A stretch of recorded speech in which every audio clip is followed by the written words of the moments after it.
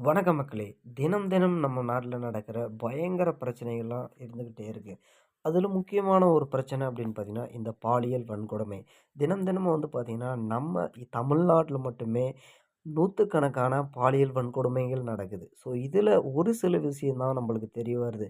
So, அந்த ஒரு சில விஷயமும் வந்து பார்த்தீங்கன்னா, பய பயங்கரமா இருக்கு அப்படின்னு தான் சொல்லியாகணும். ஸோ, அதில ஒண்ணு தான் வந்து பார்த்தீங்கன்னா, 8ஆம் வகுப்பு படிக்கிற மாணவி, அதாவது 13 வயது மாணவிய 3 ஆசிரியர்கள் சேர்ந்து கர்ப்பமாக்கியிருக்காங்க. ஸோ, அந்த நிகழ்ச்சி வந்து பார்த்தீங்கன்னா, அனைவருக்குமே தெரிஞ்ச விஷயம். ஸோ, இதில இப்ப எப்படி போகுது அந்த கேஸ் அப்படின்றத தான் நம்ம இப்ப பார்க்க இருக்கோம். ஸோ, வாங்க வீடியோக்குள்ள போகலாம்.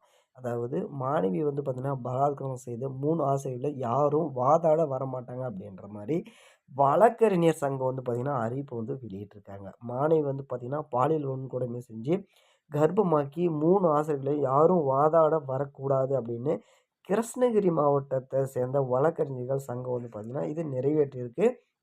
ஸோ, அது மட்டும் இல்லாம கிருஷ்ணகிரியில வந்து போச்சம்பள்ளி அருகே உள்ள அரசு பள்ளியில தான் அந்த ஆசிரியர்கள் 3 பேர் இருக்காங்க.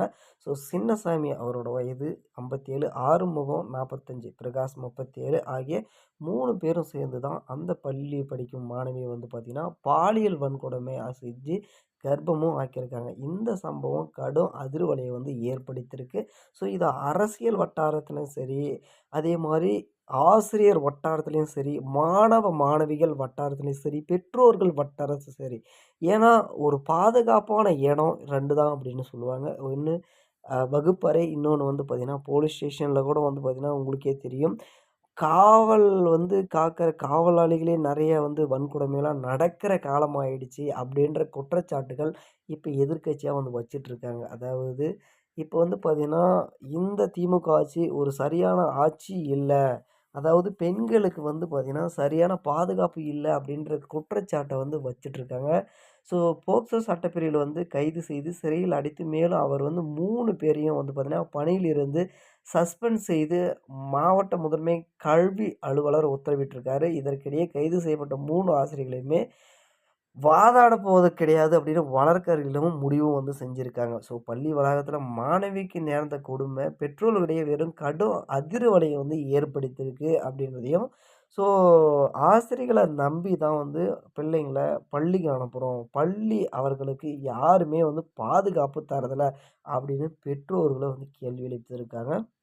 ஸோ, இந்த விவகாரத்தில அரசு மீது எதிர்க்கட்சியும் கடும் விமர்சனத்த முன் வச்சிருக்காங்க. திமுக ஆட்சியில மாணவிகள், பெண்களின் பாதுகாப்பு கேள்விக்குறியா இருக்கு அப்படின்னு குற்றச்சாட்டும் இங்க முன்வைக்கப்படுது. பள்ளி கல்வி பயின்று வரும் சிறுமியை பாலியல் வன்கொடுமை செய்துள்ள அவல நிலையை வந்து கண்டித்து அதிமுக ஒருங்கிணைந்த கிருஷ்ணகிரி மாவட்டம் சார்பில, அதாவது நாளை பிப்ரவரி 8ஆம் தேதி காலையில 10 மணி அளவுல கிருஷ்ணகிரி புதிய பேருந்து நிலையத்து அருகே மாபெரும் கண்டன ஆர்ப்பாட்டம் நடைபெறுது. அக்கட்சி பொதுச் செயலாளர் எடப்பாடி பழனிசாமி வந்து அறிவிச்சிருக்காரு. ஸோ, இந்த செயல பத்தி, ஸோ இப்ப இருக்கிற ஆட்சிய பத்தி நீங்க என்ன நெனைக்கிறீங்க? நாளுக்கு நாள் தினம் தினமும் வந்து பார்த்தீங்கன்னா, இங்க ஏதாவது ஒரு வன்கொடுமை, பெண் கொடுமை நடந்துட்டு தான் இருக்கு. ஸோ, இதற்கு என்னதான் தீர்வு அப்படின்றது இங்க பெரிய கேள்விக்குறியா தான் இருக்கு. ஸோ, இதுக்கு வந்து சட்டம், அதாவது தண்டனைகள் அதிகப்படுத்தணுமா? அப்படின்றதும் இங்க ஒரு பெரிய கேள்விக்குறியா தான் இருக்கு. ஏன்னா, அது யாரும் வந்து செயல்பட மாட்டுக்கிறாங்க அப்படின்றது தான் இப்போ வந்து முன்வைக்கப்படுது அப்படின்னு சொன்னோம். ஸோ, உங்களோட கருத்துக்கள கமெண்ட் செக்ஷன்ல பதிவிடுங்க. மீண்டும் அடுத்த வீடியோவில் பார்ப்போம். நன்றி, வணக்கம். Thank you.